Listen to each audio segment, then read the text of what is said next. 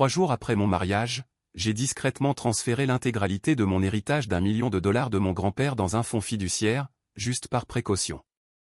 La semaine suivante, mon mari et ma belle-mère. Tout a changé après cela. Mon mari et sa mère pensaient que mon héritage leur appartenait déjà. Ils se sont trompés sur toute la ligne. J'ai découvert le premier mensonge un mardi matin de mars, 8 jours après être revenu de l'enterrement de mon grand-père. J'étais dans la cuisine de la maison que nous avions achetée ensemble à Alpharetta, en Géorgie, une maison coloniale de 4 chambres, située dans un cul-de-sac, de 2200 pieds carrés.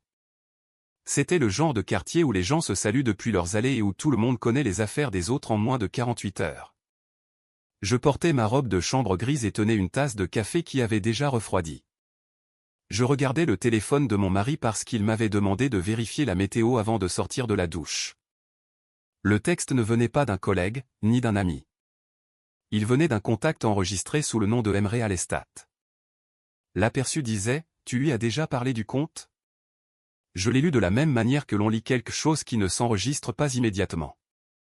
De la manière dont votre cerveau doit faire un second passage pour comprendre ce que les mots signifient réellement. « Tu lui as déjà parlé du compte ?» J'ai posé le téléphone face contre le comptoir. J'ai pris mon café froid et suis resté immobile. Mon mari était dans notre douche à 6 mètres de là. L'eau coulait toujours.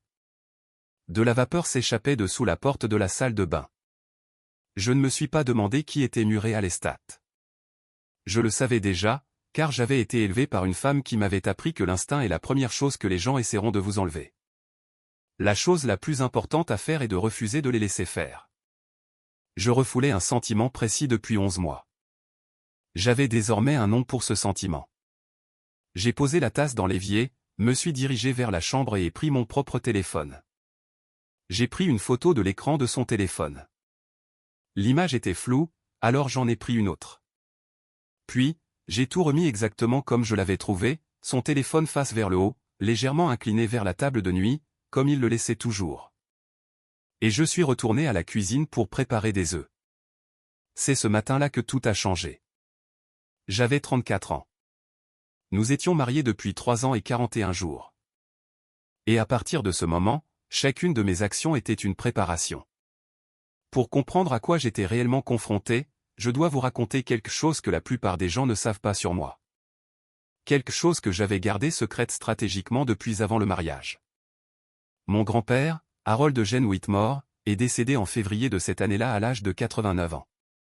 Il avait été ingénieur civil à Charlotte, en Caroline du Nord, pendant 40 ans. Il avait été économe toute sa vie. Il n'avait jamais possédé de voiture neuve quand une occasion suffisait. Jamais pris de vacances qui ne pouvaient être faites en voiture. Jamais dépensé d'argent pour quoi que ce soit qu'il ne pouvait pas tenir dans ses mains ou indiquer sur un acte. À sa mort, il a laissé une somme qui a surpris tous ceux qui le connaissaient. Et cette somme m'est revenue entièrement, à moi, sa seule petite fille du côté de ma mère, car ma mère était décédée quand j'avais 11 ans, et mon grand-père m'avait élevé à partir de ce moment-là. 1 240 000 $ après l'homologation, après les impôts, après les honoraires d'avocat, après que tout ait été réglé et transféré. 1 240 000 $ ont atterri à mon nom la dernière semaine de février. Et la première semaine de mars, j'avais discrètement déplacé chaque dollar de cette somme vers une fiducie révocable que j'avais établie avec un avocat spécialisé dans les successions à Buckhead, une femme nommée Constance Admy, qui m'avait été recommandée par mon ancienne colocataire d'université. Je n'ai rien dit à personne, ni à mon mari, ni à sa mère, ni à aucun ami commun. J'ai donné à la fiducie un nom volontairement ennuyeux, la fiducie familiale Whitmore. Je l'ai financée et je n'ai rien dit. Je veux être clair sur la raison pour laquelle j'ai fait cela. Non pas parce que je n'aimais pas mon mari quand je l'ai épousé. Je l'aimais, ou je croyais l'aimer, ce qui était suffisamment proche à l'époque. Je l'ai fait à cause de quelque chose que sa mère m'avait dit 2 semaines avant le mariage, lors du dîner de répétition dans un restaurant de Dunwoody qu'elle avait insisté pour choisir. Elle m'avait prise à part dans le couloir près des toilettes et elle avait dit, avec une chaleur qui n'avait jamais atteint ses yeux au cours des 4 années où je l'avais connue, maintenant que vous officialisez les choses. J'espère que vous vous souviendrez qu'un mariage est un partenariat et que les partenariats signifient que ce qui est à moi est à lui et que ce qui est à toi est à lui aussi. Elle a ri en disant cela. J'ai ri en retour, mais j'ai noté l'information. La mère de Derek s'appelait Patricia Ann Callaway, et elle avait été la présence la plus constante dans notre mariage dès notre retour de lune de miel à Sedona. Elle vivait à 20 minutes de chez nous, dans une maison de 3 chambres à Roswell que mon mari, dont le nom est Derek James Callaway, l'avait aidé à acheter 3 ans avant que nous nous rencontrions. Elle venait dîner chez nous sans y être invitée. Elle avait une clé de la porte d'entrée que Derek lui avait donnée avant notre mariage et qu'il n'avait jamais reprise malgré 2 conversations directes que j'avais initiées à ce sujet. Elle appelait le téléphone portable de Derek en moyenne 4 fois par jour. Elle parlait de la première petite amie de longue date de mon mari, une femme nommée Amanda, que je n'avais jamais rencontrée, avec une chaleur et une précision qu'elle ne m'avait jamais accordée en 3 ans de fête de famille. Et elle savait, je vous le dis maintenant, elle savait. Pas tout de suite. Pas au début, mais elle savait pour le compte. Elle savait pour Miss Real Estate. Et elle avait géré l'information avec précaution, comme une femme gère l'information lorsqu'elle protège simultanément son fils et s'assure de rester la femme la plus importante de sa vie, quelle que soit celle qu'il a épousée. Derek James Callaway avait 38 ans. Il mesurait 1,85 m, était large d'épaules, avait des cheveux foncés très bien coupés et un sourire qui semblait sincère à 2 mètres de distance. Il travaillait dans l'immobilier commercial, y avait travaillé pendant 12 ans, avait sa propre petite entreprise à Midtown Atlanta, 3 employés, une liste de clients qu'il jugeait impressionnante et qu'il gardait avec précaution. Il avait une manière d'entrer dans une pièce qui le faisait remarquer. Il avait une manière de parler aux étrangers qui leur faisait sentir qu'il s'était fait un nouvel ami. C'était le genre d'homme qui, de l'extérieur, semblait avoir tout assemblé correctement. Et pendant longtemps, j'ai cru que l'extérieur était réel. Mon nom est Helena Grace Whitmore Callaway, bien que je n'ai plus utilisé le nom Callaway depuis plus d'1 an. J'ai 35 ans. Avant de rencontrer Derek, j'avais passé 6 ans à travailler comme comptable légiste. D'abord pour un cabinet régional à Charlotte, puis pour un groupe de conseil à Atlanta qui s'occupait des enquêtes sur la fraude et des analyses financières matrimoniales. Je veux que vous reteniez ce détail, car il est plus important que presque tout le reste dans cette histoire. Je sais comment l'argent circule. Je sais comment il se cache. Je sais comment le trouver. J'avais quitté ce travail quand Derek me l'avait demandé, environ 14 mois après le début de notre relation. Il l'avait dit calmement, avec un cadrage pratique que j'aurais dû reconnaître comme le premier mouvement de quelque chose de plus grand. Son emploi du temps était exigeant. Il disait que quelqu'un devait gérer le ménage et bien le gérer. Il était en train de construire quelque chose et il avait besoin d'une partenaire disponible, pas d'une partenaire qui gérait la crise financière de quelqu'un d'autre à 23 h un mardi. Il l'a dit comme si c'était logique. J'ai dit que c'était temporaire. Nous nous mentions tous les deux, et un seul de nous le savait. J'avais abandonné un revenu de 82 000 $ par an. J'avais abandonné mon réseau professionnel, mes collègues, la petite satisfaction quotidienne de faire un travail pour lequel j'étais vraiment doué. Je l'avais remplacé par la gestion d'un foyer, la participation à des événements sociaux où je représentais les intérêts de Derek, et je perdais de plus en plus mes propres perceptions. Parce que Derek avait une façon de répondre à mes préoccupations qui les faisait passer pour des preuves d'instabilité plutôt que pour des preuves de problèmes réels. Cette technique a un nom, c'est le gaslighting. Je le sais maintenant, avec une précision clinique. Au cours des 11 mois précédant la découverte de ce message texte, voici ce que j'avais remarqué et ce qu'on m'avait fait ignorer. Derek avait commencé à travailler tard avec une régularité qui ne correspondait à aucune augmentation d'activité que je pouvais observer. Il avait changé le mot de passe de son téléphone personnel, ce qu'il n'avait jamais fait au cours des 2 premières années de notre mariage. Il avait commencé à garder son sac d'ordinateur portable fermé et placé de son côté du placard, plutôt que de le laisser ouvert sur le bureau comme il l'avait toujours fait. Il avait eu 3 dîners avec des clients le soir en l'espace de 4 semaines. J'avais vérifié les emplacements des restaurants avec la fermeté de quelqu'un qui commençait à comprendre ce qu'elle cherchait. Et 2 des 3 restaurants se trouvaient dans des quartiers de Buckhead qui ne possédaient aucune propriété commerciale dans le portefeuille actif de son entreprise. Lorsque j'ai soulevé la question avec précaution, en utilisant un langage neutre, en présentant des observations plutôt que des accusations, Derek m'avait regardé avec ce que je ne peux décrire que comme une patience jouée. Il avait dit, « Helena, je t'aime, mais ce n'est pas une façon saine d'être en couple. J'ai une entreprise. Cette entreprise exige du temps en face à face avec les clients. Si tu as besoin que je rentre à une heure précise pour le dîner, je ferai de mon mieux pour gérer ça, mais je ne vais pas m'excuser de bien faire mon travail. » Et Patricia avait été là pour cette conversation. Elle était là pour le dîner, comme si souvent, et elle m'avait jeté un regard par-dessus l'épaule de Derek, très précisément calibré pour suggérer que j'étais déraisonnable. J'ai arrêté de soulever la question à voix haute. J'ai commencé à tout écrire. J'ai gardé une note sur mon téléphone, verrouillée avec un mot de passe séparé, intitulé simplement journal d'entretien. Parce que je savais que Derek regardait occasionnellement mon téléphone, non pas en me le demandant, mais par la façon particulière dont il le manipulait quand il était à proximité, le laisser-aller habituel de quelqu'un qui l'avait fait suffisamment de fois pour ne plus cacher son habitude. La note ressemblait à un registre de gestion immobilière. Entrée du 14 février. D est rentré à 22h47. A dit que le dîner client avait duré longtemps. Vérifié. Pas de réunion confirmée dans le calendrier partagé. Entrée du 21 février. Sac d'ordinateur portable déplacé du bureau au placard. Nouvelle position. Fermé, face au mur. Entrée du 1er mars. A reçu un appel pour une vente à 19h15. Est sorti pour le prendre. Est revenu 11 minutes plus tard. A dit que c'était un entrepreneur.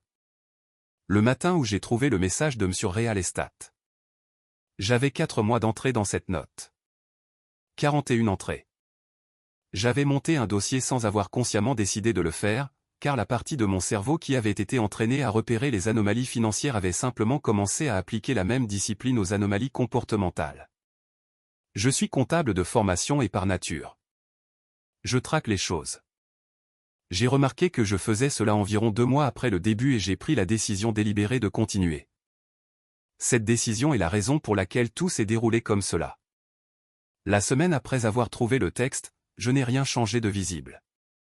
J'ai préparé le dîner, assisté à une réunion d'association de quartier, suis allé chez Patricia le samedi pour ce qu'elle appelait le déjeuner de famille, un rituel établi avant que je n'entre en scène et auquel je n'avais jamais réussi à m'opposer.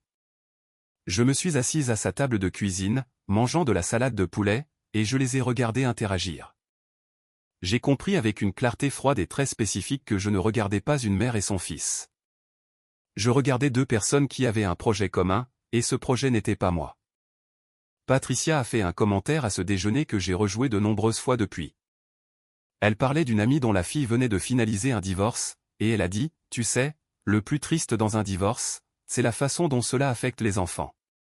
Certaines femmes ne pensent tout simplement pas à cela quand elles commencent à avoir des idées. » Elle l'a dit à sa salade de poulet, pas à moi, mais nous savions toutes les deux de qui elle parlait. Je me suis excusé pour aller aux toilettes. Je me suis assise sur le bord de la baignoire de Patricia pendant exactement 90 secondes. J'ai respiré. J'ai pensé au numéro de téléphone de Constant, que j'avais mémorisé 6 semaines plus tôt. J'ai pensé à ce que j'avais déjà et à ce dont j'avais encore besoin. Puis je me suis lavé les mains, suis retourné à table, et complimenté la salade de poulet de Patricia et lui ai demandé si elle voulait de l'aide pour la vaisselle. Ce soir-là, j'ai appelé Constant. Je lui ai dit que je devais comprendre la structure fiduciaire que j'avais établie et que j'avais des questions supplémentaires concernant les biens matrimoniaux en Géorgie. Elle m'a posé 3 questions. J'ai répondu aux 3. Il y a eu un silence, puis elle a dit, « Elna, j'aimerais que tu parles aussi à quelqu'un que je connais. Son nom est Marcus Webb et c'est un avocat spécialisé en droit de la famille. C'est la personne la plus méticuleuse que je connaisse dans une pièce avec des documents financiers. » J'ai dit, « Donnez-moi son numéro. » Elle me l'a donné. Je l'ai appelé le lendemain matin à 8 heures, avant que Derek ne soit réveillé. Le bureau de Marcus Webb était dans un immeuble de Peachtree Road, au 8e étage, avec une vue sur Piedmont Park qui semblait agressive au calme étant donné les conversations qui devaient avoir lieu dans cette pièce. Il avait 52 ans, mince, portait des lunettes de lecture poussées sur sa tête jusqu'à ce qu'il en ait besoin, et une manière si calme et précise qu'il fallait environ 10 minutes pour comprendre que derrière le calme, il y avait quelque chose de très vif. Son assistante m'a offert du café à mon arrivée. J'ai accepté. Mes mains étaient complètement immobiles. J'ai présenté ce que j'avais dans l'ordre où je l'avais. Le message de Monsieur Real Estate, le journal de comportement avec 41 entrées, l'observation sur les dîners de Buckhead, les 3 occasions spécifiques où Derek m'avait dit qu'il était quelque part que j'avais pu vérifier indirectement qu'il n'était pas. Marcus a écouté sans m'interrompre. Il a pris 2 notes sur un bloc-notes juridique. Quand j'ai eu fini, il a posé son stylo et m'a regardé par-dessus ses lunettes de lecture, puis il a dit, « Mademoiselle Whitmore Callaway, depuis combien de temps suivez-vous cela ?» 4 mois, j'ai répondu. Il a hoché la tête lentement. Il a dit, « Vous aurez besoin de plus. Non pas que ce que vous avez ne soit pas significatif. C'est en fait très bien organisé, mais parce qu'en Géorgie, le divorce sans faute ne nécessite pas de preuve d'infidélité pour être prononcé. Et si vous voulez que le tableau financier tourne en votre faveur, ce dont vous avez réellement besoin, c'est de preuves de la dissipation des biens matrimoniaux. Comprenez-vous la distinction? Oui, j'ai compris. Je l'ai dit. Il a dit, bien. Alors, parlons de ce que vous allez chercher. Cette réunion a duré 2 heures et 14 minutes. Je suis parti avec une liste de types de documents que je devais localiser ou photographier, relevé bancaire des comptes au seul nom de Derek, relevé de cartes de crédit que je n'avais jamais vues, registres commerciaux de l'entreprise. En particulier les dépenses codées comme divertissement client, registre de propriété, registre de véhicule, police d'assurance, sa facture de téléphone portable, qui était à son nom et avait toujours été séparée des comptes du ménage parce que, comme Derek l'avait expliqué il y a 3 ans, l'entreprise payait le téléphone et il était plus simple de le laisser en dehors des finances communes. J'avais accepté cette explication de la même manière que j'avais accepté un certain nombre de choses qui, à l'époque, semblaient administratives.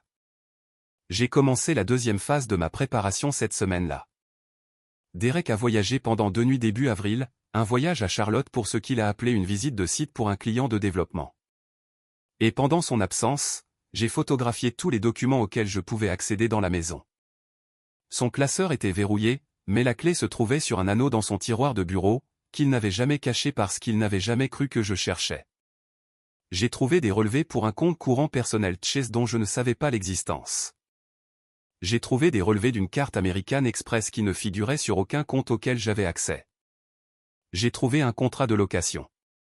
Je vais répéter ça. J'ai trouvé un contrat de location.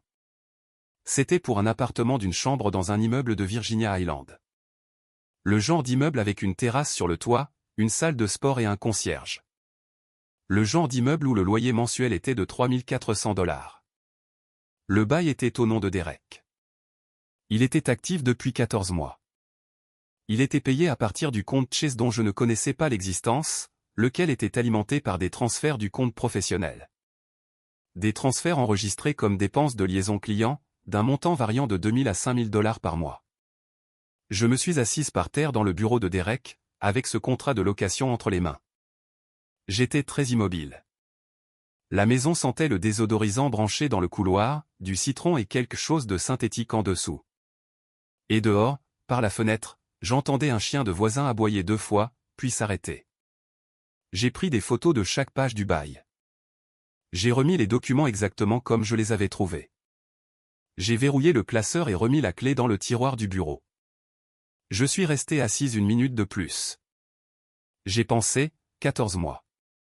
Il finançait un appartement à Virginia Island depuis 14 mois, alors que nous étions mariés depuis 37 mois, alors que je gérais cette maison et représentais son image professionnelle, et assistais au déjeuner de famille de Patricia, et perdais lentement, méthodiquement, mon sens de la réalité. Je me suis levé. Je suis allé à la cuisine et j'ai préparé le dîner. Le contact enregistré sous le nom de Mireille Lestat avait un numéro de téléphone. J'ai entré ce numéro dans un service de recherche inversé que j'avais utilisé professionnellement pendant des années. Le nom qui est apparu était Monica Lind. J'ai trouvé son profil LinkedIn en 40 secondes. Elle avait 31 ans. Elle travaillait comme agent immobilier agréé dans un cabinet d'indicateurs. Elle avait les cheveux roux foncés et une photo de profil professionnel où elle souriait devant un panneau aux vendus. Elle travaillait dans son cabinet actuel depuis 2 ans. Avant cela, elle avait travaillé dans un autre cabinet, l'un des contacts professionnels de Dererick, une société de développement avec laquelle il avait fait des affaires avant que nous ne soyons mariés. C'est là qu'ils s'étaient rencontrés.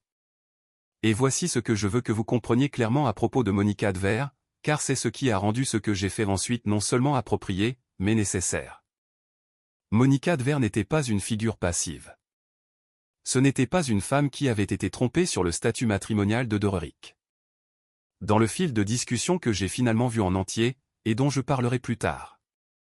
Elle savait parfaitement que Derek était marié. Elle m'avait nommé au moins 3 fois. Elle avait dit à Derek, dans un message texte datant de 7 mois avant que je ne trouve le premier, qu'elle ne comprenait pas pourquoi il traînait les pieds, car tu sais que ta mère a raison et qu'elle va juste être un problème. Elle avait utilisé l'appartement de Virginia Island comme base. Elle avait assisté avec Derek à 2 événements que j'ai pu vérifier grâce à des photographies sur ses réseaux sociaux. Des événements dans la communauté immobilière d'Atlanta, des événements où Derek m'avait dit qu'il travaillait tard ou rencontrait des clients. Et Patricia était au courant. Patricia n'était pas seulement au courant. Patricia l'avait activement encouragé. Dans ce même fil de discussion, il y avait un message de Derek à Monica qui disait « Ma mère pense qu'il est temps. » Je lui ai montré les documents de fiducie. Elle dit que si nous faisons les choses correctement, le timing est bon. Ce message datait de 11 jours après mon retour de l'enterrement de mon grand-père. 11 jours après mon retour de Charlotte, après avoir discrètement transféré 1 240 000 $ dans la fiducie familiale Whitmore avec Constance admis comme fiduciaire. J'ai réfléchi à cela pendant longtemps. Derek avait parlé de l'héritage à Patricia. Bien sûr qu'il l'avait fait. Il lui avait dit, et ils avaient évalué la situation ensemble, et la conclusion à laquelle ils étaient arrivés, ma mère dit que le moment est venu. C'était le moment d'agir, 11 jours après avoir enterré mon grand-père, 11 jours après que le seul membre de ma famille qui me restait au monde ait été mis en terre. Je veux être précise sur ce que j'ai ressenti à ce moment-là, car je pense que la précision est importante ici. Je n'étais pas anéanti. J'étais passé par l'anéantissement 6 semaines plus tôt, lorsque j'ai commencé à comprendre l'étendue de ce à quoi j'étais confronté. Et j'en étais ressorti de l'autre côté, dans quelque chose de plus dur, de plus froid et de beaucoup plus utile. Ce que je ressentais était une sorte de clarté que je ne peux comparer qu'à la sensation d'une lentille qui se met parfaitement au point. Tout ce qui avait semblé légèrement flou pendant 3 ans, les petites dénégations, les conversations gérées, les déjeuners où les commentaires de Patricia tombaient juste un peu à côté, la version de moi qui continuait à s'adapter, à s'arranger et à présumer de la bonne volonté. Tout cela s'est résolu en une seule image claire. J'ai vu exactement ce que je regardais. J'ai appelé Marcus Webb le lendemain matin. Je lui ai dit ce que j'avais trouvé. Il est resté silencieux un instant, puis il a dit « Envoyez-moi des photos de tout ». Je lui ai envoyé 29 photos. Il m'a rappelé dans l'heure et a dit « Elena, vous devez aussi parler à quelqu'un qui peut faire un audit médico-légal complet des finances commerciales de Derek. J'ai quelqu'un que je recommande à mes clients. Elle s'appelle Diane Kowalski, et elle fait ce travail depuis 22 ans. » J'ai dit « Quand puis-je la rencontrer ?» 3 jours plus tard, j'étais assise dans le bureau de Diane Kowalski, dans un immeuble à Marietta. Elle avait 58 ans, les cheveux argentés courts et un bureau qui ne contenait rien d'autre qu'un bloc-notes, un stylo et son téléphone. Elle a regardé les photographies que j'avais prises avec l'attention exercée de quelqu'un qui a vu cette catégorie de documents des centaines de fois. Elle m'a demandé le nom de l'entreprise de Derek et le nom de la banque commerciale. Elle m'a demandé les années d'activité de l'entreprise. Elle m'a demandé si Derek et moi avions un compte joint et à quoi servait le compte joint.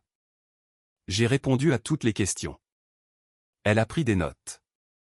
À la fin, elle a dit « J'aurai besoin de 30 jours et d'une citation à comparaître, que votre avocat pourra déposer dans le cadre de la découverte une fois que les procédures auront été engagées. Ce que je peux vous dire tout de suite, d'après ce que vous m'avez montré, c'est que le schéma des virements depuis le compte professionnel est cohérent avec ce que j'appellerais le bouclage d'actifs, le déplacement d'argent de manière à réduire la succession matrimoniale visible. Est-ce que cela correspond à votre propre lecture de ces documents ? J'ai dit, oui, c'est exactement cohérent. Elle a dit, bien. Alors nous partons du même point. Si vous regardez ceci et que vous êtes au milieu de quelque chose qui ressemble à ce que je décris, la prise de conscience rampante, les instincts rejetés, la gestion prudente de votre perception, je veux que vous l'entendiez clairement. Laissez votre like, abonnez-vous à cette chaîne parce que cette histoire n'est même pas à mi-parcours. Et ce qu'Elena a trouvé dans le rapport de Diane Kowalski changera toutes vos hypothèses sur où l'argent est réellement allé. Chaque dollar. Restez ici. Les semaines entre cette réunion et ce que j'appellerais la première phase d'exécution ont été les semaines les plus étranges de ma vie d'adulte. Je jouais un mariage que j'avais déjà décidé de rompre. Je préparais le dîner, assistais à des événements, répondais aux appels de Patricia et dormais dans un lit à côté d'un homme qui, avec sa mère et sa petite amie, planifiait comment extraire mon héritage avec une efficacité maximale. Et je faisais tout cela avec un visage parfaitement impassible. J'étais devenu très doué pour l'impassibilité. Le mariage m'y avait entraîné. Il y a eu des incidents spécifiques pendant ces semaines que j'ai classés avec la précision froide que j'avais développée. En avril, Derek m'a dit qu'il devait consolider certaines finances commerciales et avait transféré 32 000 $ d'une ligne de crédit garantie conjointement, garantie en partie par la valeur nette de notre maison, vers ce qu'il a décrit comme un compte d'exploitation commerciale. Il l'a dit avec désinvolture. J'ai dit, bien sûr, tout ce dont tu as besoin. J'ai fait une capture d'écran de la notification bancaire apparue dans mon application de compte joint à 9h47 ce matin-là. Je l'ai transmise à Marcus. Marcus a dit, notez. C'est un poste important. Patricia est venue dîner un jeudi fin avril. Elle a apporté une bouteille de vin rouge qu'elle a posée sur la table avec le geste précis de quelqu'un qui établit la propriété d'un espace. Pendant ce dîner, elle a fait 3 commentaires que je vais vous décrire précisément parce que je veux que vous compreniez à quoi ressemblait la version de la subtilité de cette femme. Le premier concernait un couple qu'elle connaissait dont le divorce avait traîné pendant 2 ans parce que la femme avait compliqué les choses. Le second concernait une femme de son groupe d'église dont les enfants avaient souffert parce que la mère avait décidé que ses sentiments étaient plus importants que la stabilité. Le troisième, me regardant directement, fut « Certaines femmes ne savent tout simplement pas quand elles ont une bonne chose ». Je lui ai resservi du vin. Je lui ai demandé si elle voulait plus de poulet. Derek a observé cet échange avec une sorte de neutralité habituelle que je reconnais maintenant comme la neutralité de quelqu'un qui gère 2 réalités simultanées et s'efforce de les empêcher de se heurter. Il savait que je n'avais aucune idée de l'ampleur de ce qui se passait. Il le croyait. Il n'avait aucune raison de ne pas le croire. Il ne savait pas que la semaine précédente, j'avais longuement parlé à Priya Neyé, qui avait été ma collègue la plus proche au cabinet d'expertise comptable et qui était restée l'une de mes amies les plus proches pendant 6 ans. Priya m'a écouté sans m'interrompre pendant environ 20 minutes. Puis elle a dit, « D'accord, alors qu'est-ce qu'on fait en premier ?» C'était exactement ce que j'avais besoin d'entendre. Pas, « Qu'est-ce que tu vas faire ?» comme si l'attente n'était que la mienne. Nous. Qu'est-ce qu'on fait en premier? Priya avait des contacts auxquels je n'avais plus un accès direct. Elle a passé des appels. Elle m'a aidé à comprendre l'étendue de ce qu'une enquête de comptabilité légale sur une petite entreprise immobilière commerciale produirait, le calendrier, et les documents cruciaux. Elle a posé des questions difficiles sur la structure de la fiducie, si Derek y avait accès, ou toute revendication. Je lui ai parlé de Constance Ayami. Priya a dit, alors cette partie est sûre. Concentrons-nous sur ce qui ne l'est pas. C'était la première fois depuis très longtemps que j'avais l'impression de ne pas gérer une situation seule.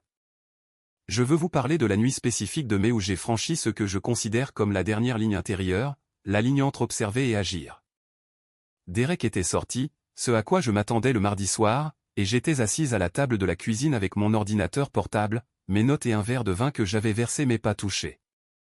Je regardais l'ensemble de ce que j'avais accumulé, 41 entrées de journal comportemental, 29 photographies de documents financiers, un contrat de location, un fil de discussion partiel, le nom du contact M Real Estate.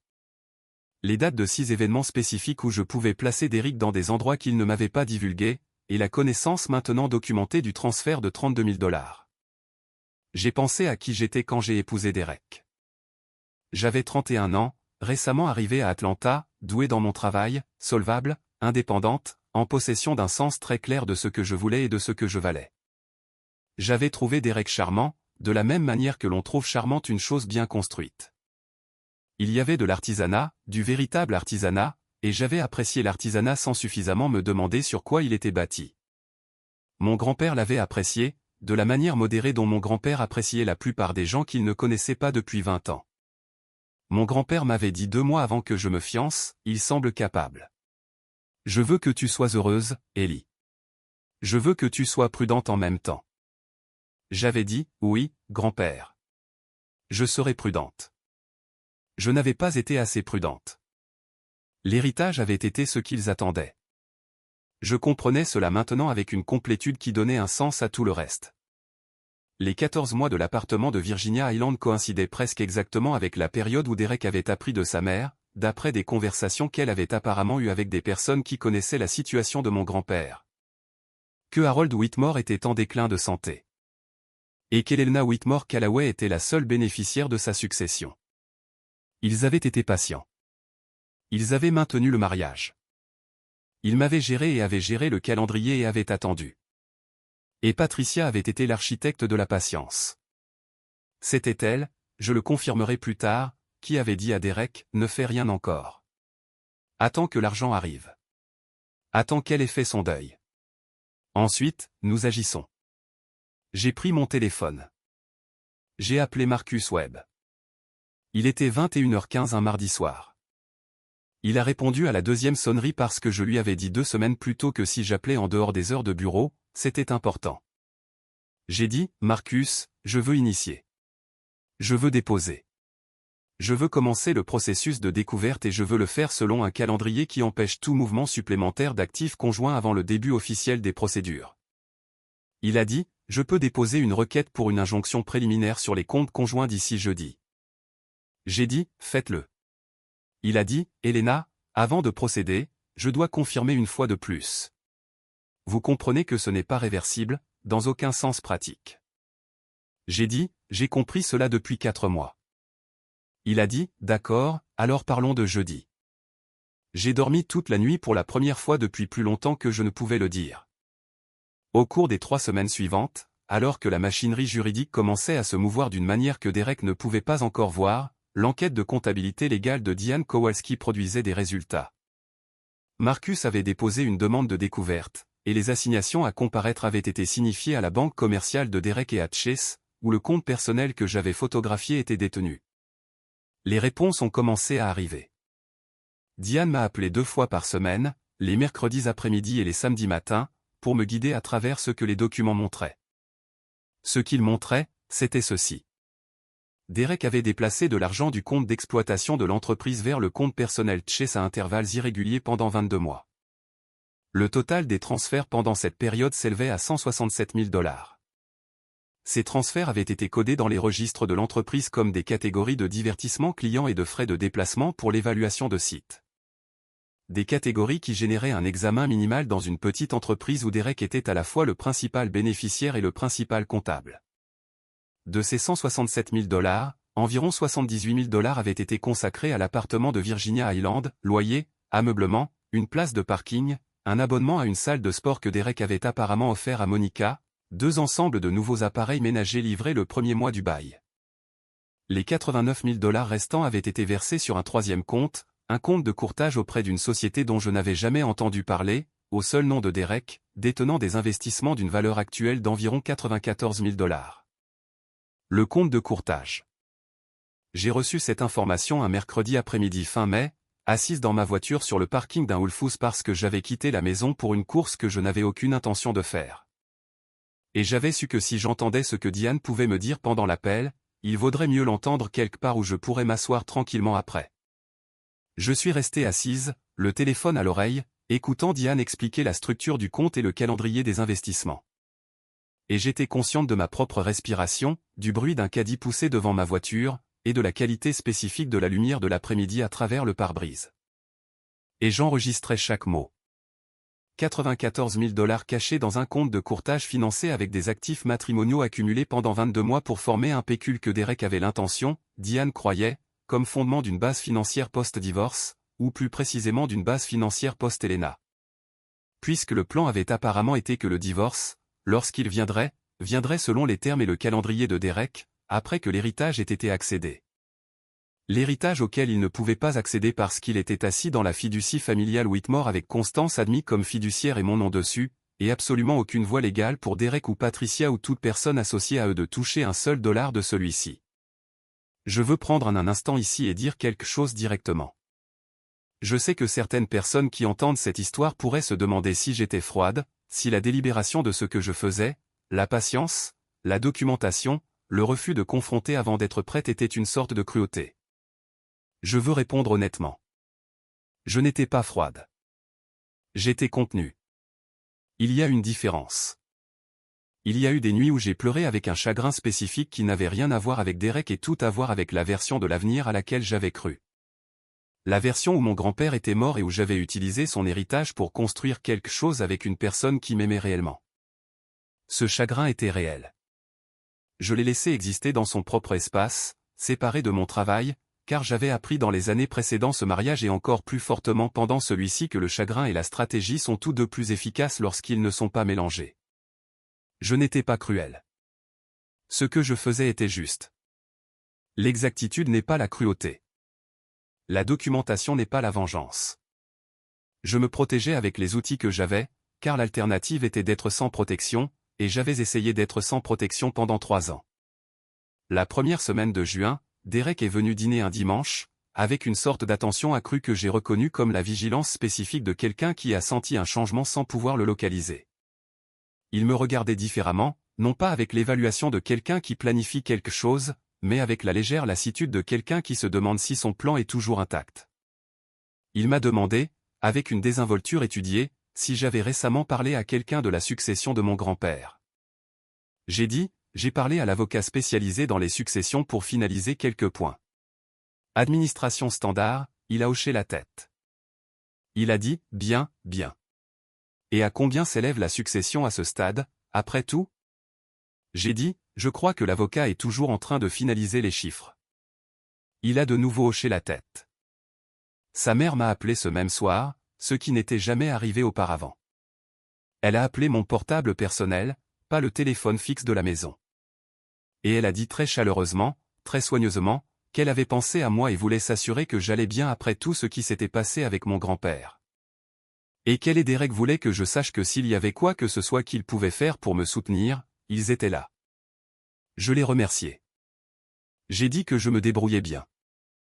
J'ai dit que c'était très attentionné de sa part d'appeler. J'ai raccroché le téléphone et j'ai envoyé un message à Marcus. Patricia m'a appelé directement ce soir pour prendre des nouvelles de la succession. Il m'a répondu 3 minutes plus tard. Documenter l'heure et le contenu de l'appel. Je l'avais déjà fait. Le jeudi suivant, Marcus a déposé la demande de divorce auprès du tribunal supérieur du comté de Fulton. Il l'a déposée avec une requête d'injonction préliminaire, gelant les comptes conjoints et demandant une ordonnance de divulgation d'urgence pour tous les comptes au nom de Derek individuellement et au nom de son entreprise. Il a notifié Derek à son bureau à 14h45 par l'intermédiaire d'un huissier, pendant que Derek était en réunion avec 2 de ses employés. Je sais ce qui s'est passé lors de cette réunion car l'une des employées de Derek, une jeune femme nommée Jordan Elkin, qui avait travaillé pour l'entreprise pendant environ 1 an et n'avait jamais aimé Derek. De la manière dont certaines personnes perçoivent simplement une incompatibilité de caractère avec une personne et conservent discrètement cette reconnaissance, m'a appelé 2 jours plus tard. Jordan et moi nous étions rencontrés 2 fois lors d'événements de l'entreprise. Elle a dit, Elena, je ne sais pas si c'est approprié de ma part de dire ça, mais je veux que tu saches ce qui s'est passé dans ce bureau jeudi, c'était, elle a fait une pause, précisant, pour beaucoup de gens. J'ai dit, merci d'avoir appelé, Jordan. J'apprécie. Le choc de Derek, sa qualité spécifique, m'a été décrit plus tard par Marcus, qui avait été en contact avec l'avocat de Derek et avait une idée générale de l'état de Derek. Il ne s'y attendait pas. Il s'attendait à ce que je ne sache pas, ou que je sache et que je vienne le voir en premier pour lancer la conversation qu'il pourrait ensuite gérer. Il n'avait pas prévu une pétition. Il n'avait pas prévu l'injonction. Il n'avait absolument pas prévu les citations à comparaître pour la découverte qui sont arrivées à sa banque commerciale le vendredi matin et qui nommaient spécifiquement le compte personnel Chase et le compte de courtage. Il m'a appelé 4 fois ce jeudi soir. Je n'ai pas répondu. J'ai laissé chaque appel passer sur la messagerie vocale. Le 4e message vocal disait d'une voix qui avait perdu toute qualité exercée. Elena, s'il te plaît, rappelle-moi. J'ai besoin de te parler. S'il te plaît. J'ai écouté ce message vocal une fois, puis je l'ai transféré à Marcus comme preuve de tentative de contact en dehors du processus légal. Patricia m'a appelé 2 fois. Je n'ai pas répondu non plus. Monica Dver, de Mur Real Estate, m'a envoyé un message disant « Je pense que nous devrions parler ». Je l'ai lu. Je n'ai pas répondu. Je l'ai capturé et l'ai transmis à Marcus. Je me suis couché à 22h. J'ai dormi 7 heures sans me réveiller. La pièce était calme, l'air était frais, j'avais fait ce que je devais faire et le matin allait arriver quoi qu'il arrive. Dans les 48 heures suivant le dépôt, Derek avait engagé un avocat spécialisé en droit de la famille nommé Carl Benson, un homme que Marcus décrivait sans émotion visible comme quelqu'un qui travaille principalement sur le volume et qui est peu susceptible d'être adéquatement préparé pour ce que nous avons documenté. Carl Benson a appelé Marcus et a passé la première partie de l'appel à tenter de caractériser le dépôt comme précipité et l'injonction comme un abus de pouvoir. Marcus a envoyé à Carl Benson le dossier initial de documentation, les 41 entrées du journal comportemental organisé par date, les photographies des relevés Chase, les photographies des relevés American Express, le contrat de location de l'appartement de Virginia Island et les conclusions préliminaires de l'analyse médico-légale de Diane Kowalski. Carl Benson a demandé 2 semaines pour examiner les documents. Marcus lui a accordé 10 jours. Pendant ces 10 jours, Derek est venu à la maison. Sa clé fonctionnait toujours.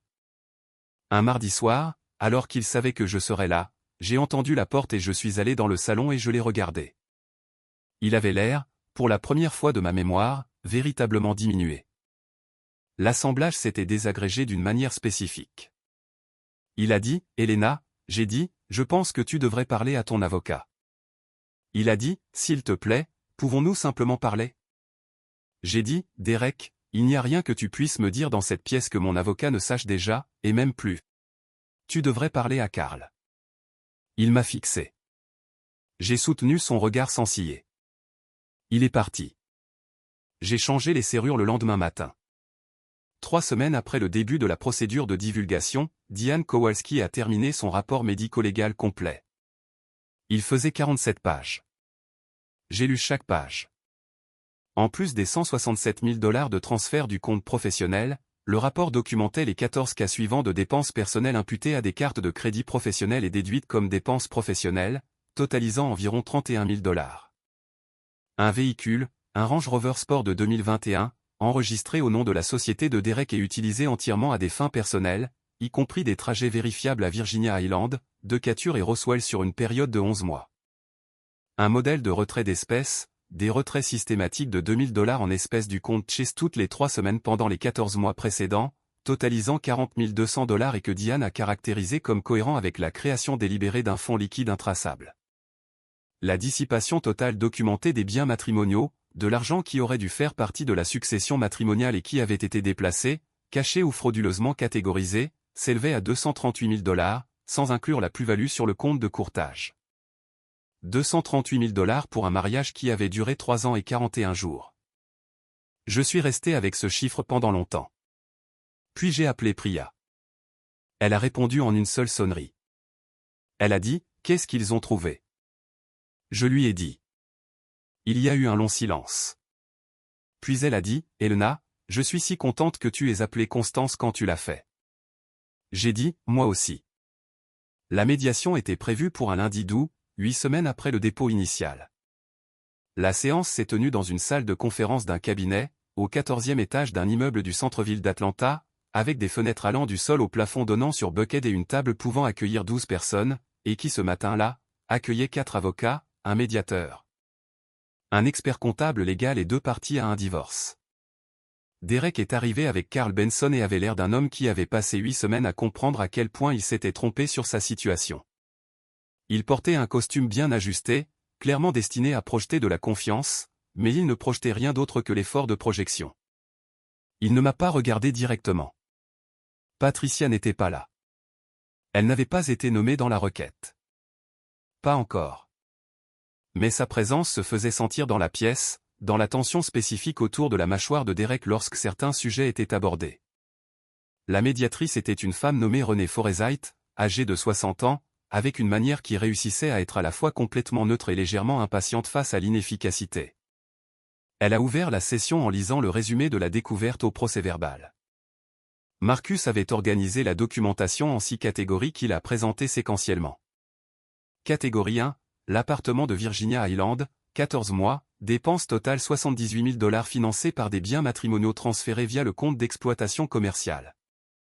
Documentation à l'appui, le contrat de location, 14 mois de relevé bancaire, preuve de la présence du Range Rover à l'adresse de l'immeuble à 37 dates distinctes, dérivé des propres enregistrements GPS de la firme, qui avaient été inclus dans le réponse à l'assignation. Carl Benson s'est opposé aux preuves GPS. Renée Forsythe a dit, notez. Continuez.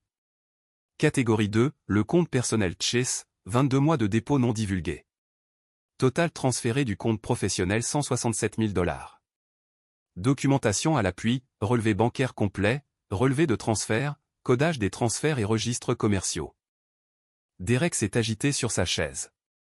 Carl Benson a écrit quelque chose sur son bloc-notes. Catégorie 3, le compte de courtage. Valeur actuelle 94 000 $ entièrement financé par le compte Chase, lui-même financé par des biens matrimoniaux. Documentation à l'appui, les relevés du compte de courtage produits lors de la découverte. Carl Benson a déclaré « Mon client conteste la qualification de ces fonds comme biens matrimoniaux. » Marcus l'a regardé avec une expression que je ne peux décrire que comme professionnellement tolérante. Il a dit « Carl, les fonds ont été transférés d'un compte financé par l'entreprise, qui est un bien matrimonial. La chaîne de documentation est complète. Si votre client conteste cela, nous sommes heureux de le porter devant un juge. » Carl Benson a regardé son bloc-notes. Catégorie 4, les dépenses personnelles imputées aux cartes de visite, 31 000 $, 14 cas documentés, y compris des charges dans des restaurants de Buckhead les soirs où Derek m'avait dit qu'il participait à des événements clients sans contact professionnel correspondant dans les registres de son entreprise. Catégorie 5, le Range Rover, immatriculé au nom de la société, utilisé à des fins personnelles pendant 11 mois, valeur marchande, 42 000 $ à inclure dans la succession matrimoniale. Catégorie 6, les retraits systématiques d'espèces. 40 200 $ sur 14 mois, caractérisé par l'expert comptable légal comme la création délibérée d'un fonds liquide intraçable, cohérent avec le blindage d'actifs en prévision d'une procédure de divorce. Quand Marcus a terminé, la pièce est restée silencieuse un instant. Renée Forsyth a regardé Derek directement pour la première fois depuis l'ouverture de la session et elle a dit « Monsieur Callaway, votre conseil a eu 4 semaines pour examiner cette documentation. Avez-vous une réponse substantielle à l'une des 6 catégories ?» Derek a regardé Carl Benson.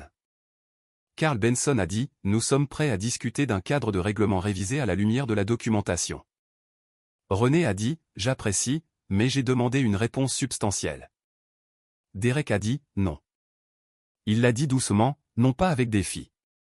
Pas avec la performance de sang-froid que je l'avais vu maintenir pendant 3 ans. Il l'a dit avec le silence spécifique d'un homme qui a manqué d'espace. Et je suis resté très immobile, assise en face de lui. Et je n'ai rien dit, parce que tout ce qui devait être dit se trouvait dans 47 pages de documentation médico-légale. Et j'avais déjà tout dit avec des preuves, et rien que je puisse ajouter à ce moment-là ne le rendrait plus vrai. L'accord que nous avons conclu ce jour-là était le suivant, Derek était tenu de rembourser la totalité des 238 000 $ d'actifs matrimoniaux dissipés documentés à la masse matrimoniale avant le partage. La maison conjugale dans laquelle nous avions environ 160 000 $ de capitaux propres devait être vendue et les capitaux propres divisés également. Le compte de courtage, évalué à 94 000 $, était compté comme faisant partie de la part de Derek dans la succession matrimoniale et déduit de mon règlement. Le Range Rover a été vendu et le produit divisé. Mes honoraires d'avocat et les honoraires de l'expert comptable légal, totalisant 41 000 $, devaient être payés par Derek sur sa part du règlement, au motif d'une conduite financière de mauvaise foi documentée. La fiducie familiale Whitmore a été explicitement confirmée par écrit comme un bien distinct, sans aucune revendication de Derek ou de toute partie agissant en son nom.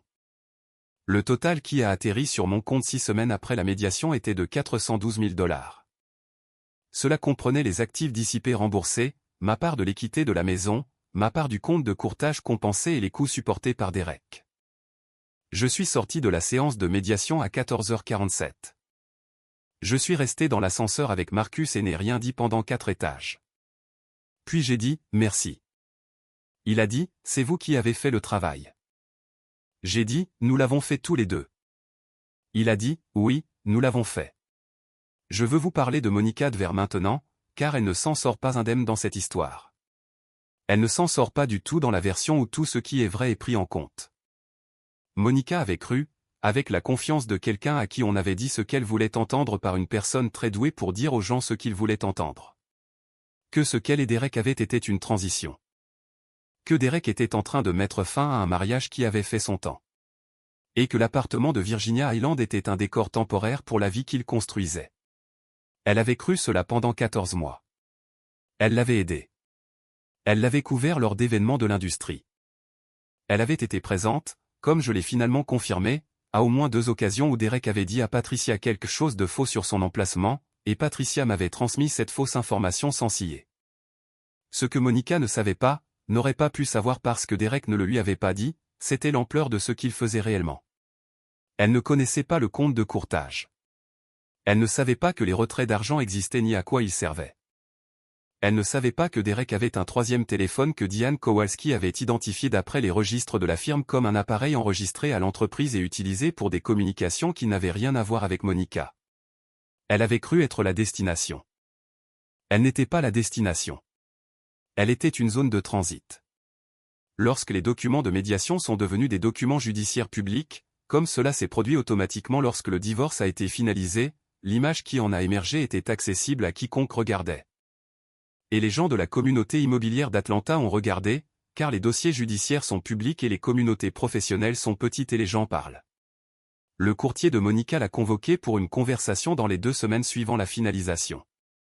Je ne sais pas exactement ce qui a été dit lors de cette conversation, mais je sais que le profil LinkedIn de Monica a été mis à jour 3 mois plus tard pour montrer une autre entreprise dans une autre partie de la zone métropolitaine. Une plus petite entreprise avec une liste de clients moins en vue dans un quartier où les relations professionnelles importantes dans son ancien contexte n'avaient pas cours.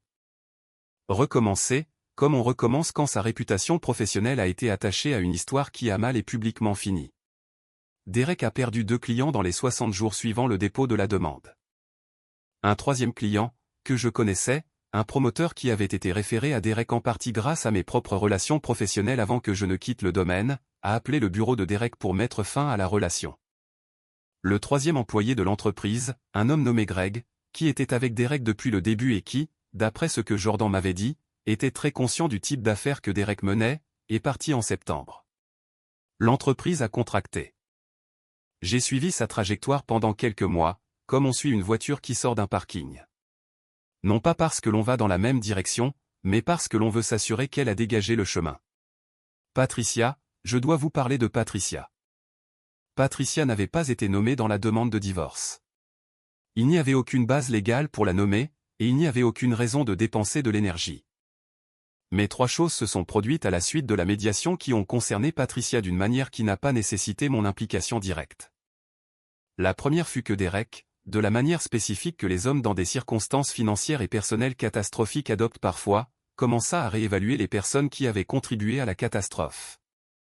Je ne peux pas vérifier ce que Derek dit à sa mère dans les mois suivant le divorce.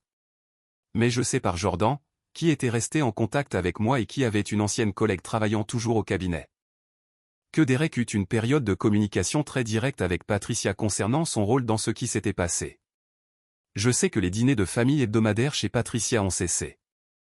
Je sais que Derek n'a pas passé Thanksgiving ou Noël avec Patricia cette année-là pour la première fois de sa vie d'adulte, et que ce n'était pas son choix.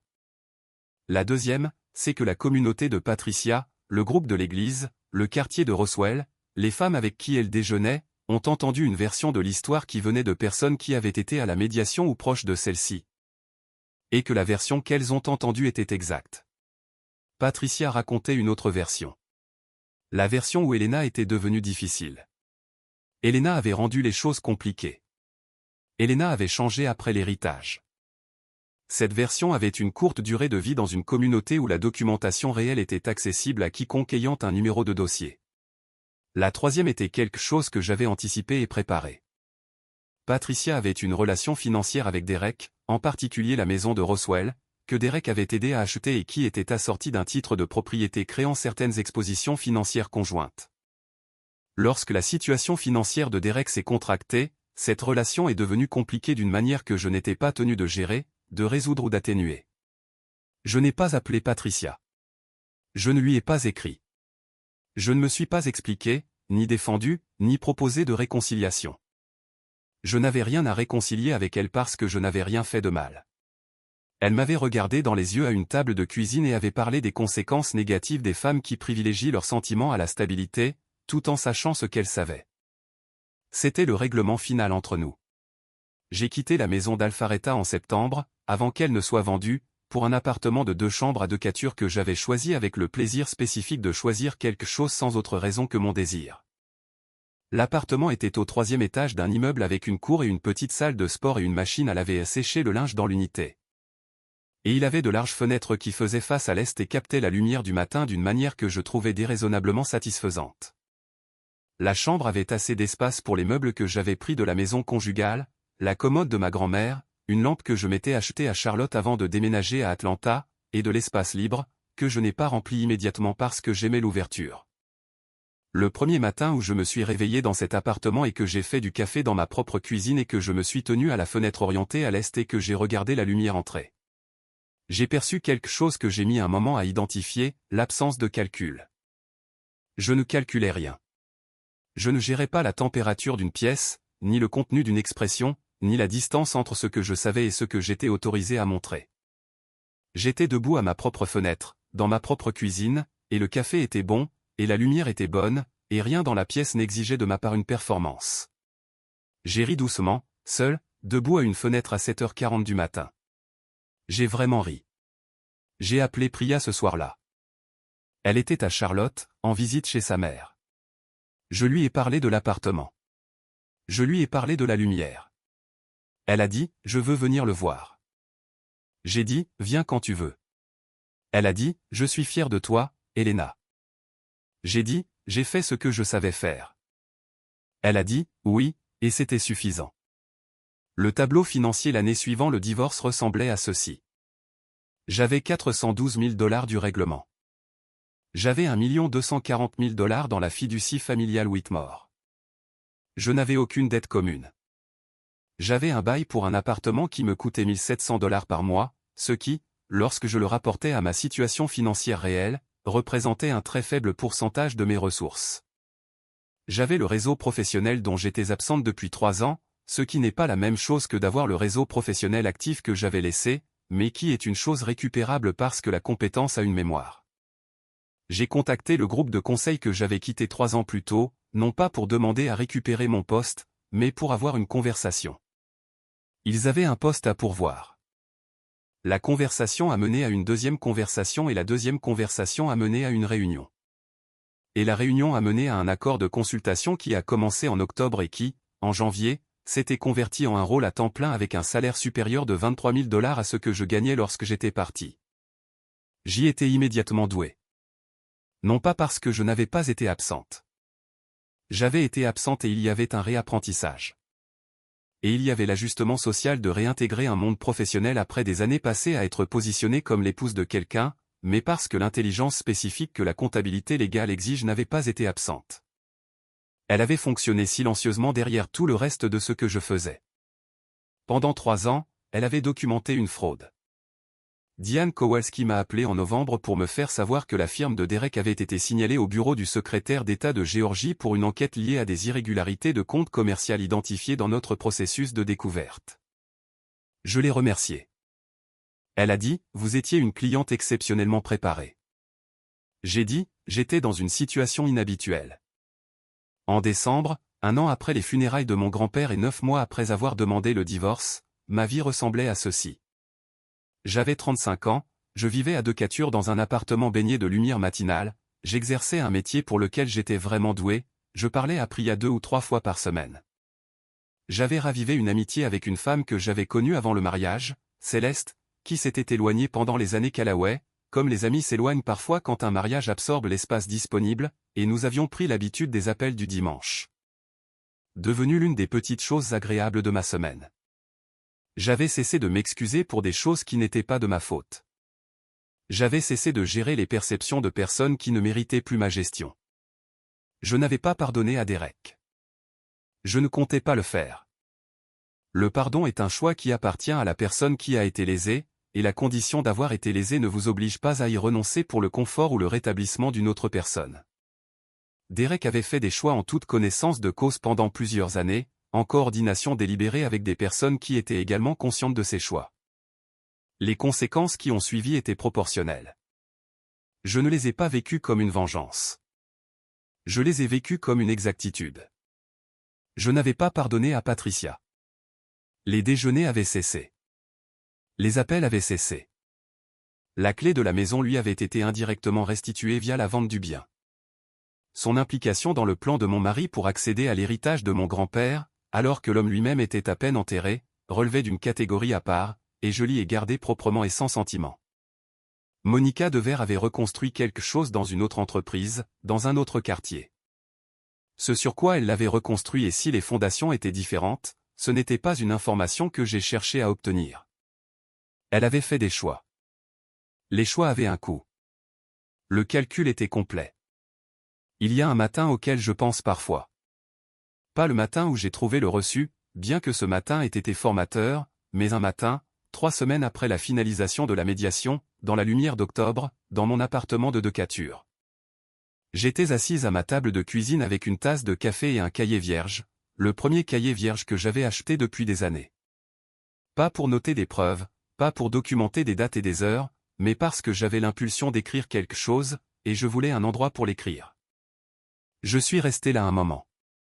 J'ai réfléchi à ce que je dirais à quelqu'un qui se tiendrait là où j'étais 18 mois plus tôt, dans une cuisine qui n'était pas tout à fait la sienne, tenant un téléphone qui ressemblait à une menace, avec 41 entrées dans une note verrouillée et une conscience croissante de ce qu'elle regardait.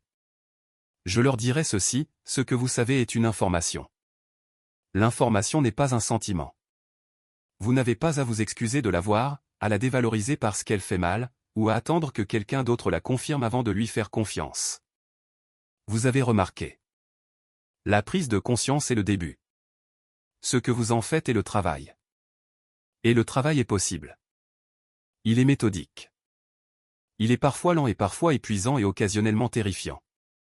Et à la fin, vous êtes dans un appartement qui est entièrement le vôtre, buvant du café à la lumière du matin, et la seule voix dans la pièce est la vôtre. Ce n'est pas une consolation, c'est le prix. J'ai 35 ans. Je vis à Decatur, en Géorgie. Je travaille dans un domaine où je suis vraiment doué. J'ai des amis qui répondent au téléphone et un grand-père qui m'a laissé quelque chose sur quoi m'appuyer et une fiducie que personne ne pouvait toucher. J'ai certains jours un bonheur tranquille et spécifique qui n'a rien à prouver à personne parce qu'il ne joue pas pour personne. Il n'appartient qu'à moi. La bague est partie. Je l'ai enlevée 3 semaines après le dépôt de la demande et je l'ai mise dans une boîte. Et la boîte est au fond d'un tiroir que je n'ouvre jamais parce qu'il n'y a aucune raison de l'ouvrir. Ce n'est pas un monument. Ce n'est pas un avertissement. C'est un objet qui a déjà eu un sens et n'en a plus. Et il n'y a pas de chagrin là-dedans. Il y a juste l'absence d'un poids que je portais depuis 3 ans et que je n'ai plus à porter. Je me souviens du matin du mariage, debout dans une chambre d'hôtel à Sedona, pendant qu'une femme que j'avais engagée pour me coiffer travaillait sur une section près de ma couronne. J'avais 31 ans et j'étais sur le point de me marier, et je me racontais une histoire sur ce à quoi ressembleraient les années à venir. Et dans cette histoire, j'étais heureuse. J'ai cru à cette histoire complètement. Je m'y suis accroché malgré les premiers signes et le gaslighting et les téléphones verrouillés et les déjeuners de famille. Je m'y suis accroché plus longtemps qu'elle ne le méritait. Ce que je sais maintenant, c'est que l'histoire que nous nous racontons sur un mariage n'est pas la même chose que le mariage. Le mariage, ce sont les relevés bancaires et les contrats de location et les messages textes et les 41 entrées dans une note verrouillée. Le mariage est ce que disent les preuves. Et quand les preuves disent quelque chose dont vous ne pouvez pas détourner le regard, la chose la plus aimante que vous puissiez faire pour vous-même est de les regarder directement, de les documenter soigneusement et d'agir en conséquence. Mon grand-père m'a élevé pour être précise, pour compter les choses, pour faire confiance aux chiffres, pour savoir que ce qu'un registre dit est plus fiable que ce qu'une personne promet, et que l'écart entre ces deux choses est l'endroit où vit la vérité. Il a passé toute sa vie à construire quelque chose de réel, et il me l'a laissé, et je l'ai gardé en sécurité, et je construis quelque chose de réel avec. C'est la continuité que j'honore. Pas le mariage, pas les années que j'ai données à un homme qui planifiait une sortie alors que je planifiais une vie. Le travail, la précision, le refus d'accepter que ce que je voyais n'était pas réel. J'ai trouvé un reçu à 6h47 du matin et je n'ai pas pleuré. J'ai pris une photo et je suis allé faire du café, et tout ce qui a suivi, chaque entrée journalisée, chaque document photographié, chaque appel à Marcus Webb à 21h du soir, chaque matin dans l'appartement avec les fenêtres orientées à l'est, était une ligne directe. De ce moment-là à celui-ci. Si cette histoire a trouvé quelque chose de réel en vous, si à un moment donné vous avez pensé, je connais ce sentiment. Je connais le calcul. Je connais le silence de détenir des informations que personne d'autre ne voit. Laissez un commentaire ci-dessous et dites-moi d'où vous regardez. Dites-moi quelle partie vous a le plus touché. Et si vous connaissez quelqu'un en ce moment qui se fait plus petite pour protéger une personne qui a cessé de mériter cette protection il y a longtemps, envoyez-lui cette histoire. Parce que parfois tout ce dont nous avons besoin de voir, c'est que le chemin est réel, que la documentation est possible, que l'avocat existe et que l'expert comptable légiste existe et que la fiducie peut être établie avant que quelque chose d'irrévocable ne se produise. Vous avez le droit de savoir ce que vous savez. Vous ne devez pas le silence à quelqu'un qui a utilisé votre confiance comme une stratégie. Vous avez le droit d'agir à partir d'une position d'information et de préparation, et vous avez le droit d'exiger que ce qui vous est dû soit restitué. La preuve n'est pas la vengeance. La précision n'est pas la cruauté. La justice n'attend pas de tomber du ciel. Elle est construite méthodiquement par des gens prêts à faire le travail. Laissez votre like, abonnez-vous à la chaîne, activez la cloche de notification car chaque histoire ici est bâtie sur les mêmes fondations. Des femmes qui ont décidé que la vérité valait plus que le confort de ne pas savoir et ont agi en conséquence. Un gros câlin de Decatur. Et rappelez-vous, vous ne devez le silence à personne sur ce qu'ils ont fait.